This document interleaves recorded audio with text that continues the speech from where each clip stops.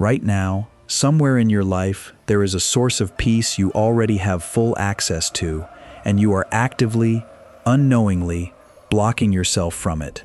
Not because you lack discipline, not because your circumstances are uniquely difficult, but because you're still doing a handful of very specific things that guarantee, almost mathematically, that peace will stay just out of reach, no matter how many meditation apps you download or how many motivational videos you watch. Here's the uncomfortable truth this video is built on. Inner peace is not something you find. It's something you stop interrupting. Most people spend years chasing a feeling that was available to them the entire time, buried underneath a pile of habits, so normal, so socially accepted, that nobody ever tells you they're the actual problem. 2,000 years ago, the Stoics weren't in the business of collecting peaceful feelings. They were in the business of removing obstacles, systematically identifying exactly what disturbs the human mind, and cutting it out with surgical precision. Today, we're going through 9 things you need to stop doing if you actually want inner peace, not as a temporary mood, but as your default operating state. Some of these are going to feel obvious once I say them. A few of them are going to make you distinctly uncomfortable, because you're going to recognize yourself immediately. Stay with me until the end, because number 7 is the one almost nobody talks about, and it might be the biggest one on this entire list. Let's begin. Thing 1. Stop replaying conversations that already ended. The first thing standing between you and inner peace is one of the most common habits on this list, and also one of the most exhausting. Replaying conversations, arguments, and interactions that are already over. You know the pattern. Hours after a disagreement, you're still mentally rehearsing what you should have said. Days after an awkward interaction, you're reliving the exact moment, cringing all over again. This habit feels productive in the moment, like you're processing, like you're preparing for next time. But in reality, you're just re-experiencing pain that already happened, over and over, without changing a single outcome. The Stoics had a precise term for this: assenting to an impression long after the moment that produced it has passed. Epictetus taught that once an event has occurred, it belongs entirely to the category of things not up to us. It is finished, unchangeable, and any suffering you continue to generate from replaying it is manufactured fresh, in the present moment, by your own mind, not by the original event itself. Here's a practical distinction worth making. There's a difference between reflecting once, extracting a genuine lesson, and moving forward, versus looping the same scene 15 times with no new insight emerging. The first is growth.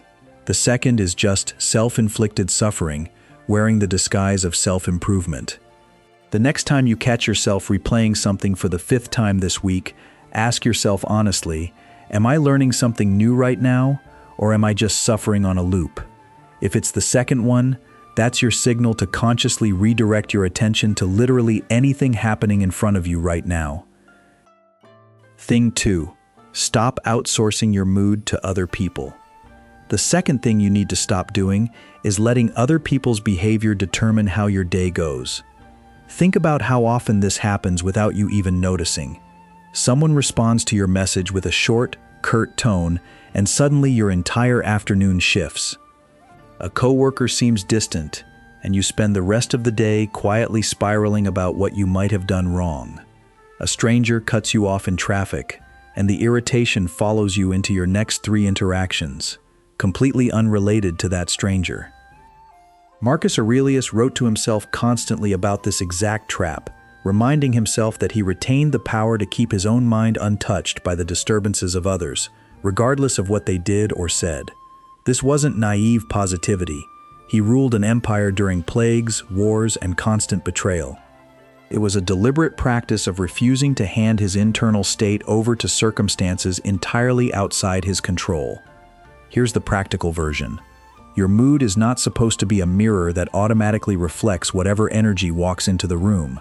It's something you actively maintain, moment to moment, through your own choices about where you direct your attention.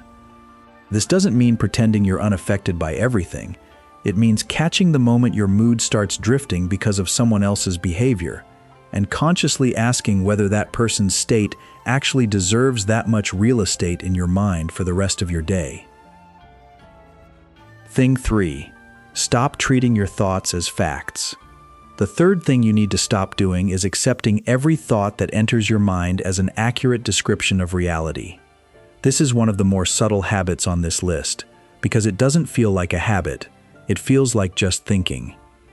But consider how much of your daily disturbance comes not from actual events, but from interpretations, assumptions, and worst-case scenarios your mind generates entirely on its own. They probably think I'm incompetent. This is going to go badly. I always mess things like this up. None of these are facts. They are thoughts. And thoughts, unlike facts, can be wrong, exaggerated, or simply untrue, and yet we treat them with the same certainty we'd give an observed event. This was, arguably, the single most foundational teaching in all of Stoic philosophy. It is not events that disturb us, but our judgments about events. A thought crossing your mind is not proof of anything. It's simply a thought, generated by a mind that is, at any given moment, working with incomplete information, old emotional patterns, and habitual pessimism it may not even be aware of. The practical skill here is learning to create a small gap between having a thought and believing a thought. When a disturbing thought arises, they're upset with me. I failed. This won't work out. Pause and ask, is this something I actually know, or is this something my mind is generating right now, based on very little actual evidence? That single question, asked consistently, quietly dismantles an enormous amount of unnecessary suffering, because it turns out most of what disturbs us was never real in the first place, just a thought we forgot to question. Thing 4. Stop keeping score in your relationships. The fourth thing you need to stop doing is mentally tracking who owes who what in your relationships. Who reached out last, who did more favors, who apologized first, who's winning an unspoken competition of effort. This habit feels protective in the moment, like you're simply keeping things fair, but scorekeeping does something corrosive over time. It turns relationships, which are supposed to be sources of connection and peace, into ongoing ledgers of resentment, where every interaction gets silently measured against every previous one. Seneca wrote extensively about the burden of holding on to perceived debts and slights, describing how the person carrying resentment suffers far more and far longer than the person who caused the original offense. The scorekeeper doesn't punish the other person by keeping score, they punish themselves, repeatedly, every time they revisit the tally. This doesn't mean tolerating genuinely one-sided or harmful relationships. There's a real difference between healthy boundaries and obsessive scorekeeping. The distinction is this: boundaries are about deciding what you will and won't accept going forward. Scorekeeping is about relitigating the past over and over to prove a point that rarely changes anyone's behavior and mostly just keeps you tethered to old grievances. If a relationship is genuinely unbalanced, address it directly and decide what you need going forward. If it's not, put the ledger down. It was never actually making you safer, just more tired.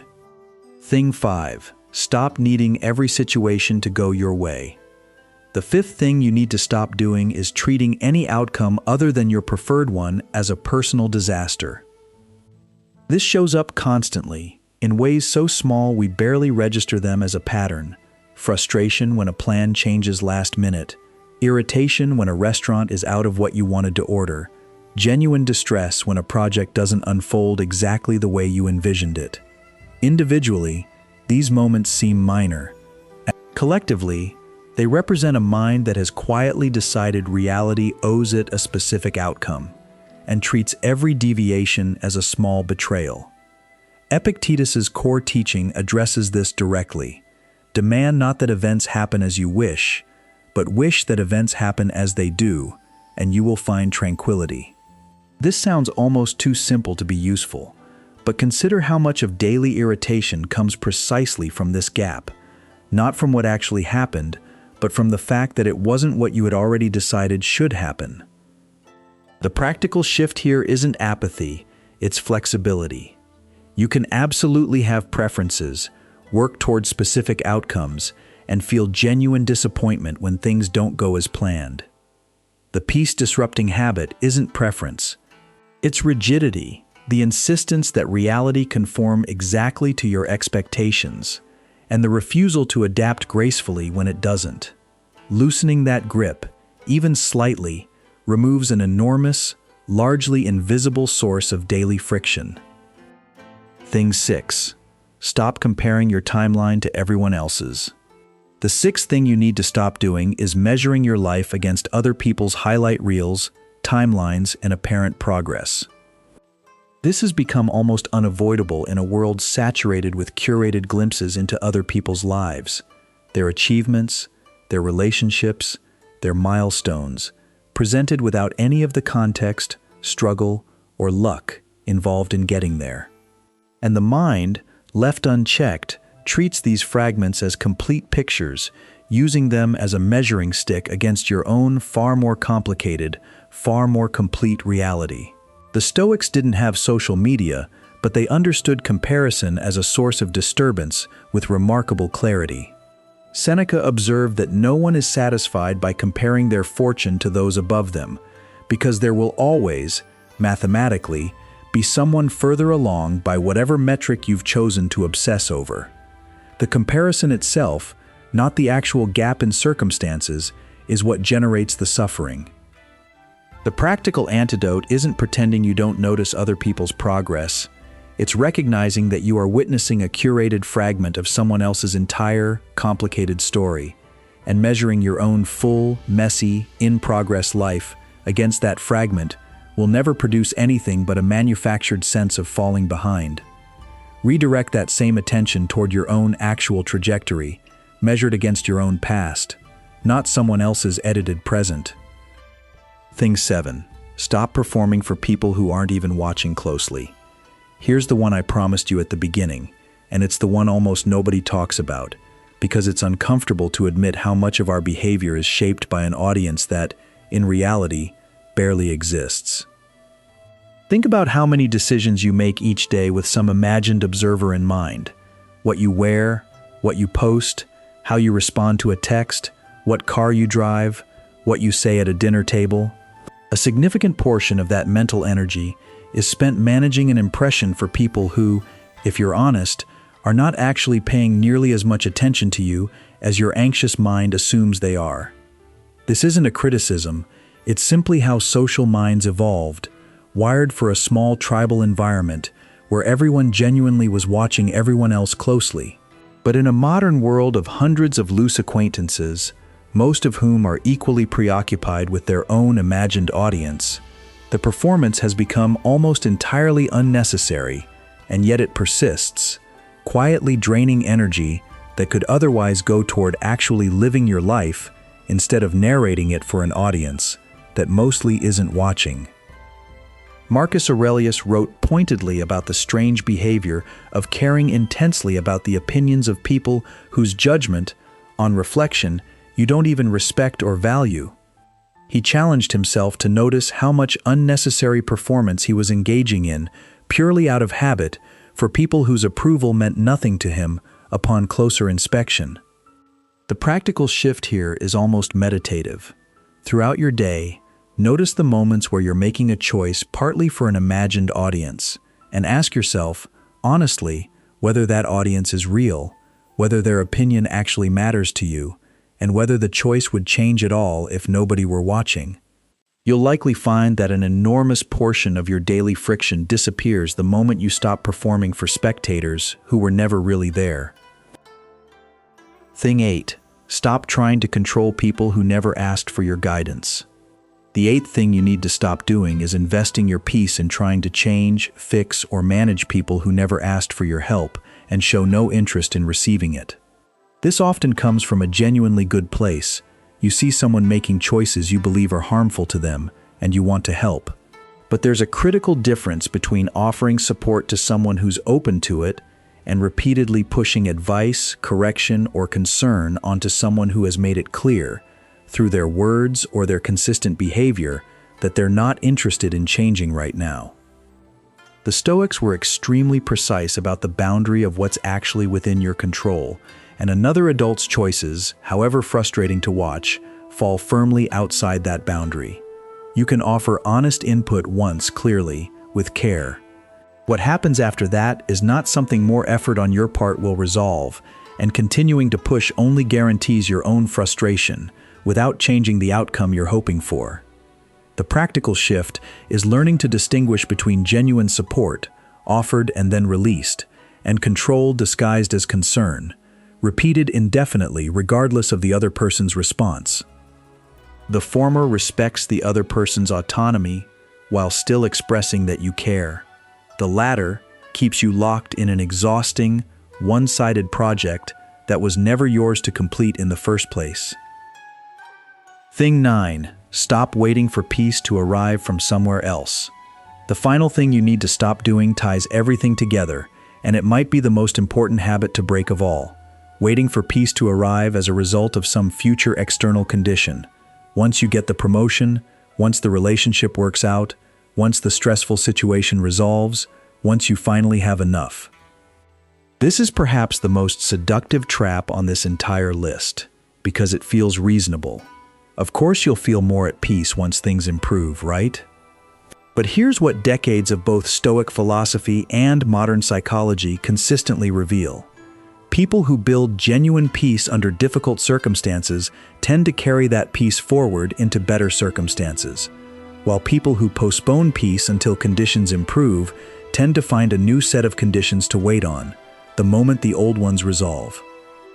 Marcus Aurelius didn't wait for the plague to end, for wars to conclude, or for betrayals to stop before choosing his internal state. He built his peace in the middle of exactly the conditions most people would use as an excuse to postpone theirs indefinitely.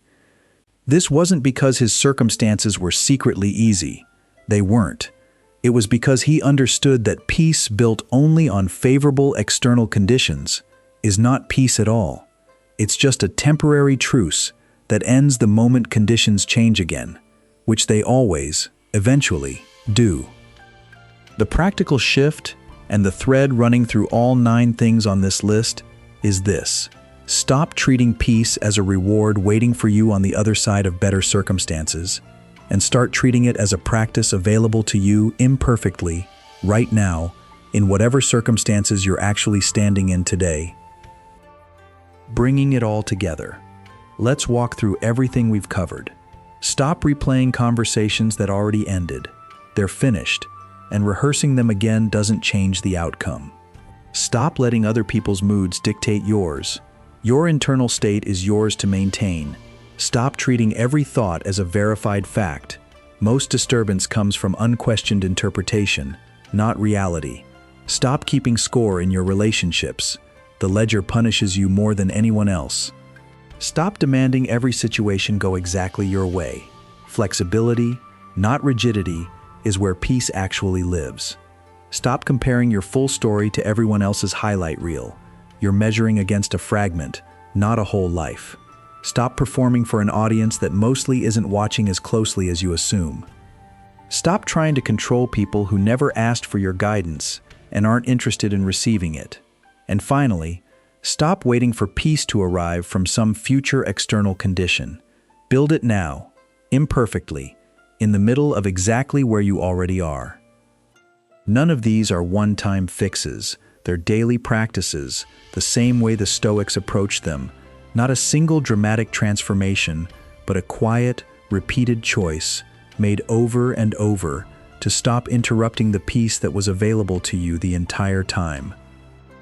You don't need a different life to feel peaceful. You need to stop doing the 9 things on this list, inside the life you already have. That's a harder truth than most self-help content is willing to give you, because it means peace was never actually waiting somewhere out there for you to earn or find. It was here the whole time, buried under habits you can, starting today, simply choose to stop. Pick one thing from this list, just one. Notice it happening this week, and practice catching it in real time. That's how the Stoics actually built this, not through grand transformation, but through small, repeated attention, applied consistently, day after day. If this video gave you something worth carrying into your week, subscribe to Mind and Method, because next week, we're covering the flip side of this list, the handful of things you should actively start doing to build peace, not just remove the obstacles to it. Until then, stop interrupting the peace that was already yours.